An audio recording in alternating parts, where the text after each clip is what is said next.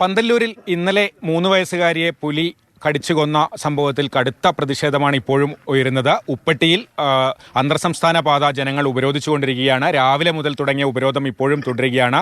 ഈ കുടുംബത്തിന് 10 ലക്ഷം രൂപ നഷ്ടപരിഹാരം നൽകുക, അതുപോലെ പുലിയെ ഉടൻ പിടികൂടുക എന്നീ ആവശ്യങ്ങൾ ഉന്നയിച്ചാണ് സമരം നടക്കുന്നത്. 2 താലൂക്കുകളിൽ ഹർത്താലും പുരോഗമിക്കുകയാണ്.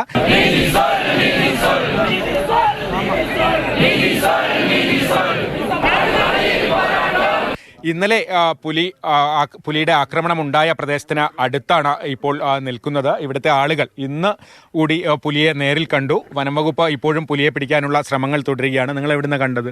1 കിലോമീറ്റർ അപ്പുറത്താണ് കണ്ടത്. എങ്ങനെ? റോഡ് ക്രോസ് അല്ല, റോഡിന്റെ താഴേക്ക് പോയിട്ട് ഇതിൽ കിടക്കണതിന്റെ അവിടേക്കാണ് പോയത് പുലി. ഇപ്പൊ അവിടെയാണ് പോലീസുകാർ വട്ടം ചുറ്റി, ഫോറസ്റ്റുമാർ വട്ടം ചുറ്റി നിൽക്കുന്നത്. ഈ പുലിയെ പിടികൂടാനുള്ള ശ്രമങ്ങൾ നടക്കുന്നതിനെ കുറിച്ചാണ് ഇവർ പറഞ്ഞത്. ഇന്ന് രാവിലെയും ആളുകൾ കണ്ടിരുന്നു. ഇതിപ്പോ കുറെ ദിവസമായില്ലേ ഈ പ്രദേശത്ത്?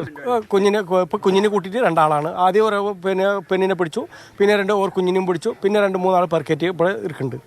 ഇത്തരത്തിൽ പുലിയുടെ ആക്രമണം തുടർച്ചയായി നടക്കുന്നു എന്നാണ് ആളുകൾ പറയുന്നത്. എന്നാലും ഇന്നലത്തെ സംഭവം വളരെ ഭീതിപ്പെടുത്തുന്ന സംഭവമാണ്. ബാലവാടിയിൽ നിന്ന് അമ്മയോടൊപ്പം അടങ്ങിയ കുഞ്ഞിനെയാണ് പുലി ആക്രമിച്ചു കൊന്നത്. എന്തായാലും പുലിയെ പിടികൂടുന്നതുവരെ ശക്തമായ പ്രതിഷേധവുമായി മുന്നോട്ടു പോകാനാണ് ജനങ്ങളുടെ തീരുമാനം. പന്തല്ലൂരിൽ നിന്നും കമൽ, മാതൃഭൂമി ന്യൂസ്.